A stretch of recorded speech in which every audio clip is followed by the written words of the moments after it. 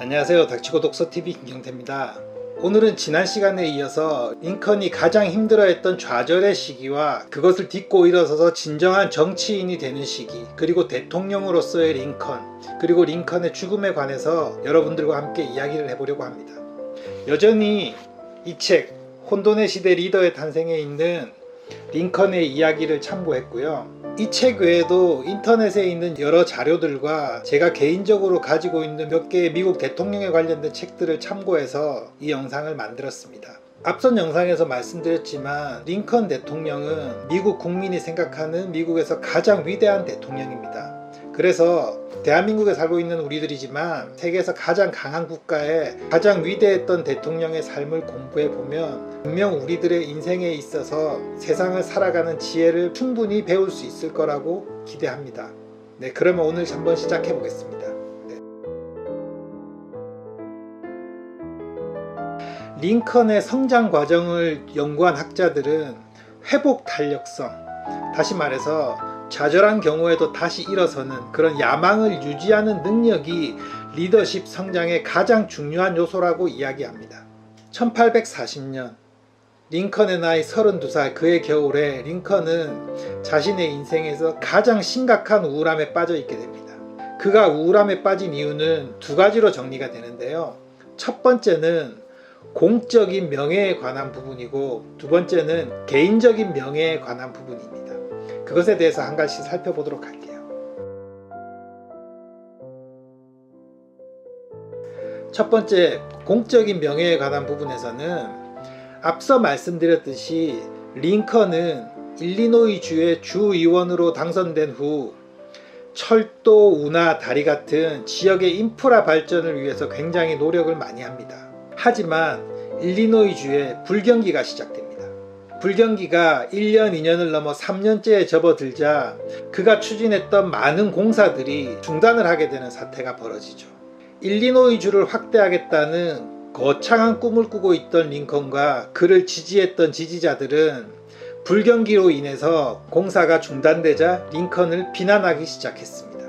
일리노이주는 엄청난 빚 때문에 무력증에 빠졌고 주의 신용 등급도 하락하게 됩니다. 당시는 개척시대라 일리노이주로 새롭게 개척자들이 많이 들어오게 되는데 불경기로 인해서 그 개척자들도 급감하게 됩니다. 땅값이 추락하면서 많은 사람들이 집을 잃게 되고 금융권들도 문을 닫게 됩니다.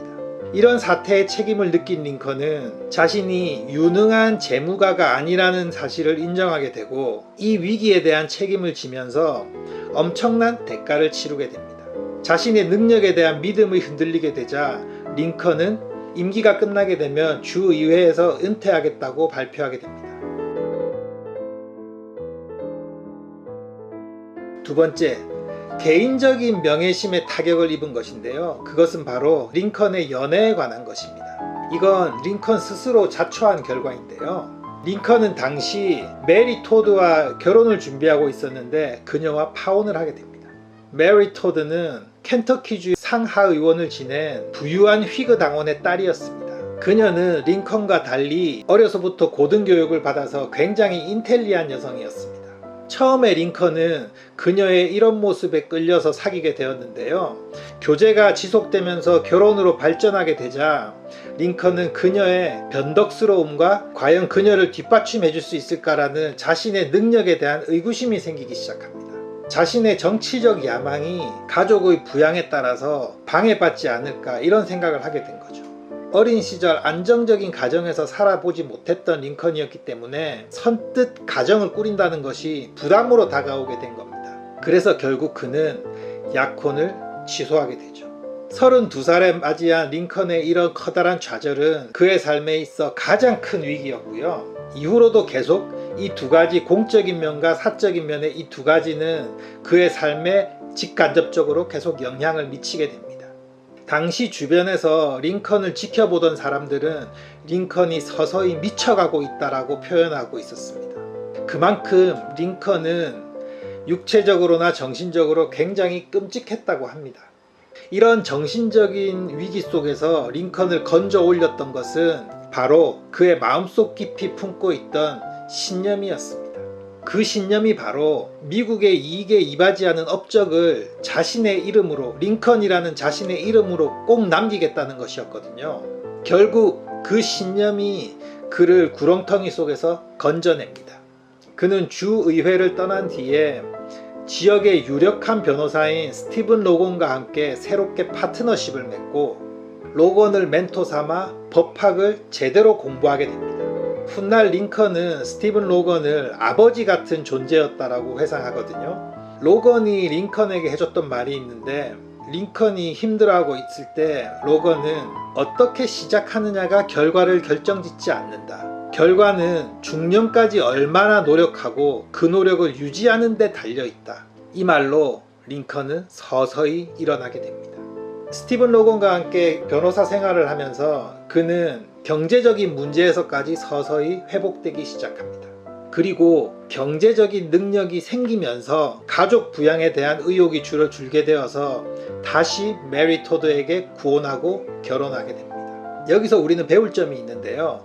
링컨같이 위대한 인물도 경제적인 안정성과 가정이라는 구심점이 바탕이 되지 못하면 어떤 일도 하기 힘들다는 것을 알 수 있습니다. 바로 수신제가 치고 평천하의 좋은 사례이자 그 말은 진리였던 거죠. 링컨에게 다시 정치적인 희망이 움트기 시작한 것은 일리노이주의 경기가 회복되면서부터였습니다. 결국 그는 1846년 일리노이주 하원 의원으로 당선되게 됩니다. 그때 그의 나이 37살이었어요. 1834년 주의회에 처음 당선되고 12년 만에 하원 의원이 된 거죠. 우리나라로 치면 20대에 시의원에 당선되어서 파란만장한 삶을 시작했지만 끝없는 나락으로 추락을 하게 되고 12년 만에 다시 시의회를 넘어 국회의원에 당선되게 되는 거죠. 물론 여기서부터 링컨이 절대 평탄한 길을 걷는 것은 아닙니다. 1846년 그의 나이 37살 때 앞서 말씀드렸던 2년간의 하원 생활을 시작하지만 하원을 마친 48년부터 링컨이 대통령이 되는 1860년까지 12년간 그는 선거에서 단 한 번도 이기지 못하고 줄줄이 낙선만 하게 됩니다. 물론 하원 의원을 마친 1848년부터 53년까지 5년이라는 기간 동안은 공적인 삶에서는 완전히 멀어져서 그 기간 동안 열심히 변호사로 활동을 하며 직업적으로나 또 지적 도덕적으로 성장을 하는 시기를 갖습니다. 그래서 실제 정치적으로 낙선을 경험하는 것은 53년부터 60년까지 7년의 시기인 거죠. 앞에서 말씀드렸던 링컨이 하원 의원을 마치고 난 5년 동안의 그 기간이 링컨에게 정말 중요한 기간인데요. 이 기간을 이 책 혼돈의 시대에서는 굉장히 자세히 다루고 있습니다. 이때 링컨의 나이는 40세에서 45세인 시기입니다. 지금 저와 비슷한 시기거든요. 이 기간에 링컨은 근면성과 학구열로 자기 개발에 굉장한 열정을 쏟습니다. 정치를 하느라 체계적으로 다듬지 못했던 법학에 전념하면서 당시 법조인들과 같이 카운티를 유랑하며 마을과 소도시에서 재판을 열고 사건 심리를 담당합니다. 이 순회 재판에 참여하면서 링컨은 학습에 필요한 시간과 공간을 마련하게 되고 변호사 업무를 넘어서 여러 학문을 공부할 수 있는 기회를 얻게 됩니다. 철학, 천문학, 자연과학, 정치, 경제, 역사, 문화, 시학, 연극 이렇듯 여러 분야를 공부했다고 합니다. 또한 수학도 열심히 했다고 하네요. 저는 개인적으로 그가 40대가 되면서 무르익어가는 이 부분이 가장 감동적이었습니다. 저 역시 지금 미국 나이로 43살이고 우리나라 나이로는 45이거든요. 아직 늦지 않은 거죠. 물론 지금은 당시보다 피지컬이 훨씬 더 젊으니까 아직 충분히 성장할 수 있다는 희망과 자신감을 링컨을 통해서 얻게 되었습니다. 이렇듯 링컨은 그 시기에 착실히 내공을 다지면서 다시 정치계에 복귀하게 됩니다. 물론 그의 내공은 강해졌지만 세상은 여전히 호락호락하지 않습니다. 1855년 그의 나이 46세에 연방 상원의원에 도전해서 낙선하고요. 이듬해인 56년 부통령 후보 경선에 갔다 또 낙선합니다. 1858년에는 상원에 출마해서 당시 유명한 정치인이었던 스티븐 더글라스와 경쟁을 벌이게 되는데요. 결국 링컨은 또 낙선합니다. 하지만 스티븐 더글라스와 경쟁하면서 붙었던 토론, 그야말로 썰전이었는데요. 이 토론은 지금도 회자되고 있는 링컨의 내공이 터지는 순간을 맛볼 수 있는 정말 멋진 토론이었습니다. 이 스티븐 더글라스와의 토론을 이해하려고 하면 한 가지 법을 알아야 되는데요. 그게 바로 캔자스 네브라스카 법입니다. 1854년에 미국이 캔자스와 네브라스카 준주를 창설하여 새로운 토지를 개방하는 법인데요. 개척자들이 노예 제도 인정 여부를 자신들이 결정할 수 있도록 허용한다는 법입니다. 당시 지도를 보시면 알겠지만 동부 지역은 상업이 발달하게 되면서 자유주, 즉 노예 해방주로 되어 있고, 남부는 목화 농업이 번성하면서 대지주들이 농장을 운영하고 있었기 때문에 노예들을 일꾼으로 부리고 있었습니다. 그래서 보시면 남부는 노예제를 허용하고 있었는데, 새롭게 개척되는 토지에 노예제를 찬성할 것인가 반대할 것인가를 개척자들이 정하자는 취지의 법이었던 것. 이 캔자스 네브라스카 법이요. 이 법을 고안한 사람이 바로 스티븐 더글라스입니다. 그는 사실 20대 링컨이 뉴세일럼 잡화점에서 일할 때 토론을 하며 알고 지내던 인물이었습니다. 스티븐 더글라스는 그때 이후로 지속적으로 정치적인 입지를 굳혀서 굉장히 유명한 정치인이 되었고요. 훗날 대통령 후보로 링컨과 경쟁을 하게 됩니다. 링컨이 순회 재판을 하던 중에 연방의회에서 이 캔자스 네브라스카 법을 통과시켰다는 소식을 듣고서는 노예 제도의 문제점에 대해서 확신을 가지고 깊게 파고들어서 이 제도의 문제점에 대한 분석과 근거를 마련하는 공부를 하기 시작합니다. 이 깊은 연구를 통해서 링컨은 멋지게 정치로 복귀하고, 비록 상원의원 선거에서는 스티븐에게 패배하였지만 앞서 말씀드렸던 노예제 토론에서 멋진 썰전으로 그는 청중의 지지를 받게 되고, 그 뉴스가 전국으로 퍼지면서 링컨은 일리노이주 지역구 국회의원이 아닌 전국구 정치인으로 탈바꿈하게 되는 거죠. 비록 선거에서는 스티븐 더글라스에게 졌지만 링컨은 그 토론을 통해서 전국구 인물이 되었으니 링컨의 인생에 굉장한 이득을 얻은 순간이었던 것은 맞는 거죠. 이 사건을 계기로 링컨은 개인과 리더로서 평판이 달라지는 전환점을 마련하게 되고요. 이 시기에 여러 자료들을 찾아보면 모두 링컨의 토론과 연설 이야기가 대부분인데요. 그 이야기를 종합해보면 링컨은 대중에게 다가가기 편한 말투와 쉬운 용어, 현실적인 사례를 바탕으로 쉽고 명쾌하게 사람들에게 설득했다고 합니다. 제가 느끼기에 현재 우리나라에서 그렇게 쉽고 명쾌하게 설명하시는 분들이 몇 분 계신데, 대표적으로 지금 생각해보면 유시민 작가가 생각이 나네요. 아마도 그런 느낌이 아니었을까 싶습니다. 물론 주장을 펼쳐가는 논리 면에서 말이죠. 여하튼 이런 오랜 기다림 끝에 링컨은 대통령 후보로 지명될 가능성을 보게 됩니다. 그는 조용히 움직이기 시작하죠. 링컨에게는 열렬한 야망만큼이나 날카로운 정치적 본능이 있었습니다.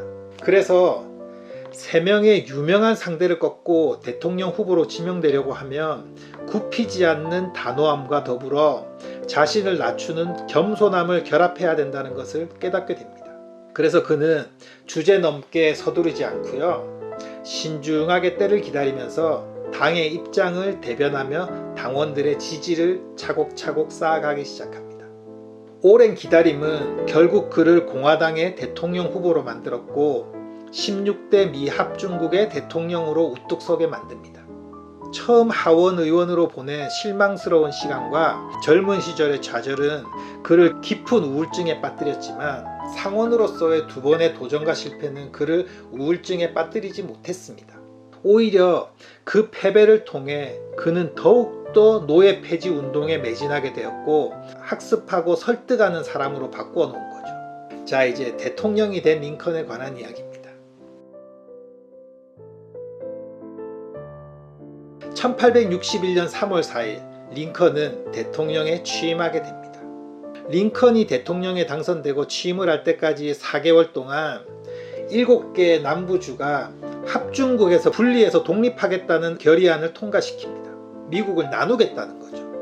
링컨은 노예제 폐지를 바탕으로 대통령에 당선되었고, 공화당 내에서도 노예제를 인정하는 온건파와 반대편의 강경파가 팽팽하게 맞서고 있었던 시기였습니다. 링컨은 이 사태, 즉 분리 독립이라는 문제의 심각성을 정확히 파악을 하고 있었어요. 이 분리 독립의 문제는 자유로운 국가에서 국민 중에 특정 세력이 원하면 언제든 국가와의 관계를 끊어낼 수 있다 하는 문제거든요. 지금 미 연방의 대통령이 이 문제를 바로잡지 못하면 앞으로 비슷한 문제가 끊이지 않을 것이라는 것을 링컨은 본능적으로 알아차린 겁니다. 그래서 링컨은 취임 전에 아주 강력한 내각을 구성합니다. 개인적인 주장이 굉장히 강한 국무부, 재무부, 법무부 수장을 뽑아서 자칫 잘못하면 지리멸렬한 집단이 될 수도 있었지만 미 합중국을 향한 충성심 많은 확고부동한 인물들로 추렸습니다. 훗날 이 첫 내각의 인물들이 결국 미국의 가장 커다란 과제였던 노예 해방 문제를 해결하는 핵심적인 역할을 하게 됩니다. 링컨의 대통령에 관한 에피소드가 이 책의 3장에서 소개가 되는데요. 이 책 3장은 소제목을 중심으로 짧은 단락으로 구성되어 있어요. 소제목들만 읽어봐도 링컨의 정치적인 방향과 리더십을 읽어낼 수 있습니다. 그래서 굉장히 스피드 있고 재미가 있습니다. 첫 번째 소제목이 바로 정책이 실패하면 방향 전환이 필요하다는 걸 인정하라입니다. 이 제목에 걸맞는 에피소드를 통해서 링컨의 의사결정 과정과 생각의 전환 사례를 보여줍니다. 다음 소제목은 먼저 정보를 수집하고 끈질기게 질문하라입니다. 링컨이 재임하던 당시에 노예 제도로 인해 남북전쟁이 한창이었습니다. 이 시기의 이야기를 볼 수 있는 좋은 소설이 바로 마가렛 미첼이 쓴 바람과 함께 사라지다죠. 여담으로 바람과 함께 사라지다는 영화가 더 유명하죠. 이 소설에서 여주인공 스칼렛 오하라는 남부 조지아주 타라의 대농장 주인의 딸입니다. 책이나 영화를 보신 분들은 아시겠지만 처음 남부에서는 자신들이 전쟁을 승리할 것을 확신을 가지고 있었지만 시간이 갈수록 점점 남부의 상황이 불리해지고 대농장의 주주였던 스칼렛 가문은 점점 힘들고 피폐해집니다. 이 소설에서는 주인공들이 남북전쟁에 참여해서 목숨을 잃거나 다쳐서 고향으로 돌아오는 모습을 많이 보여주죠. 링컨이 바로 이 소설의 시점의 대통령이었습니다. 소설에서 나오는 것처럼 초반에 남쪽군이 유리했던 이유는 노예를 활용할 수 있었기 때문입니다. 노예들이 참호를 팠고 요새를 지었습니다. 또 그들이 요리를 했고 심부름과 간병을 했죠. 그래서 군인들의 전쟁에 몰입할 수 있었고 그래서 승기를 잡는 듯 했습니다. 하지만 링컨은 남군에게서 노예를 빼앗는다면 북군이 유리한 군사적 이점을 확보할 수 있을 거라는 판단을 하게 되고 그 점을 파고들어 승기를 잡게 됩니다. 아시다시피 전쟁은 명분이 가장 중요합니다. 링컨은 전쟁 초기에 북군이 미 합중국을 유지하기 위해 싸우는 것이지 노예 제도를 간섭하려는 것이 아니다라는 점을 강조하며 여론을 이끌어갑니다.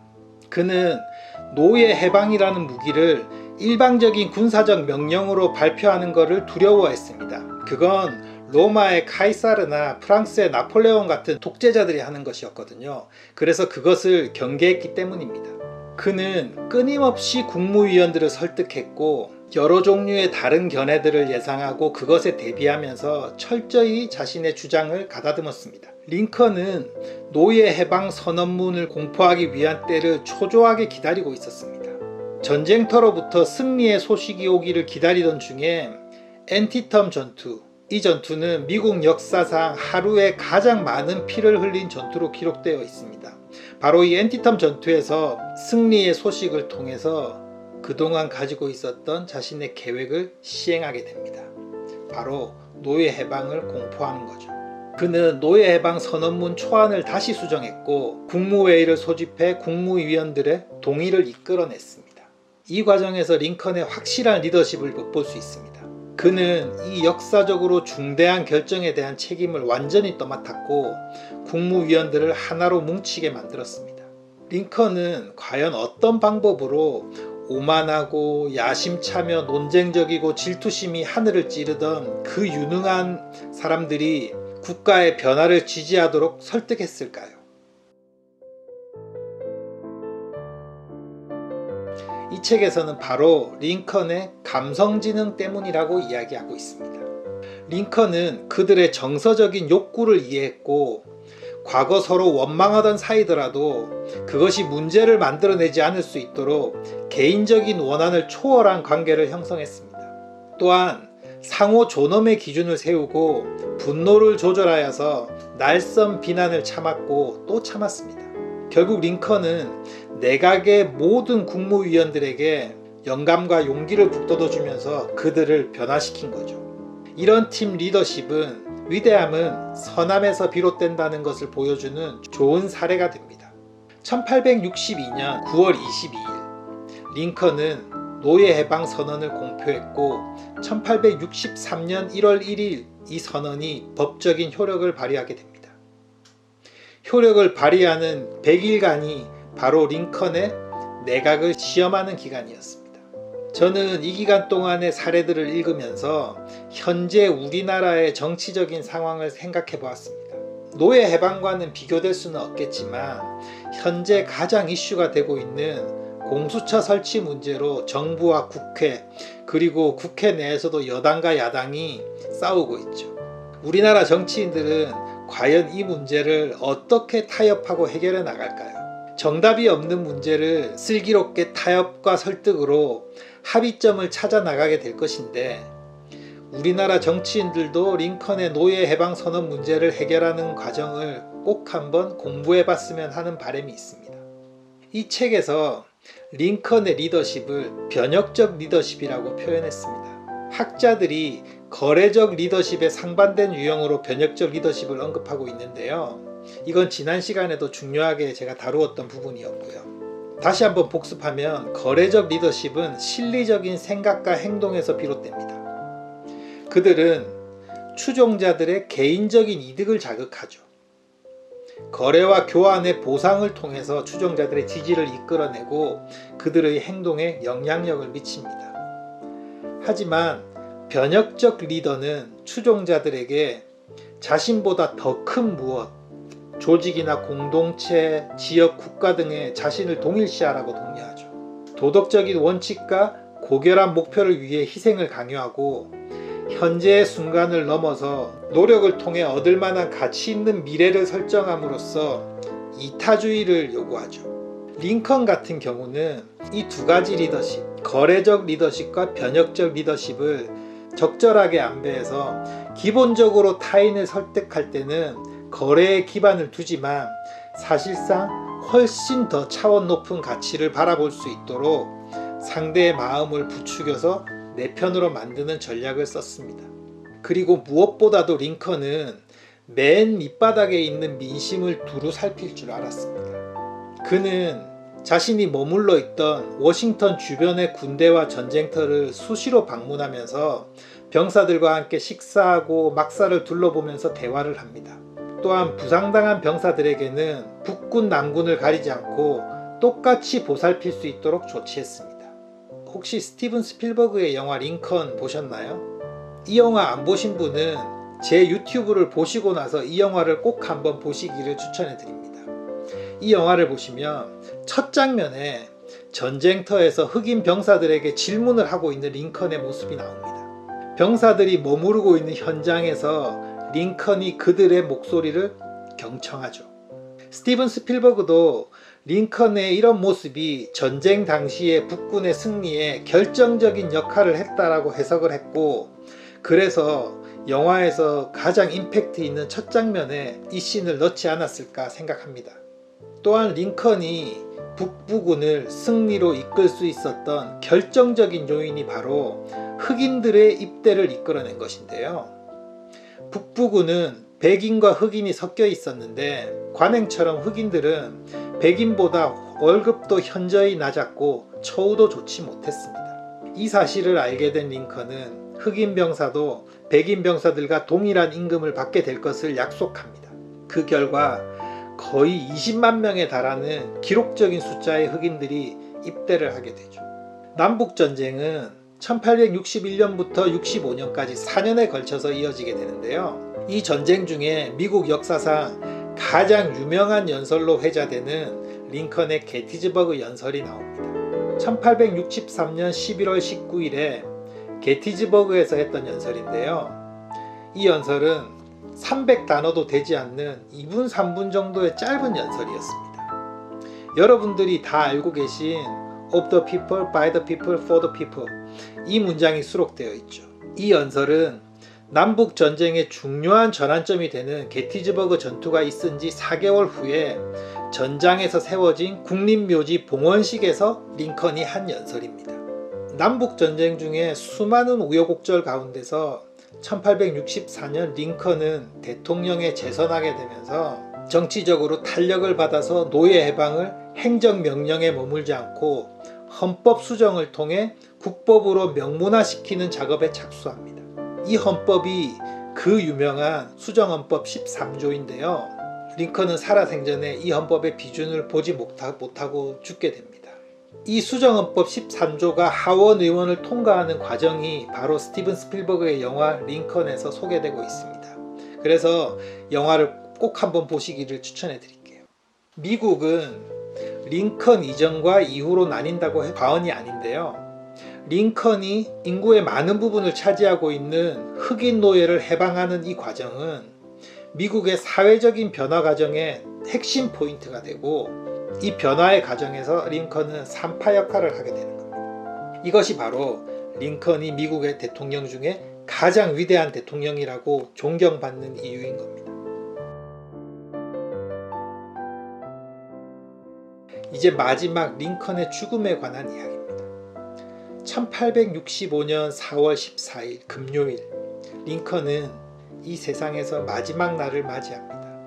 링컨은 이날 저녁 포드 극장에서 연극을 관람하기로 예정이 되어 있었습니다.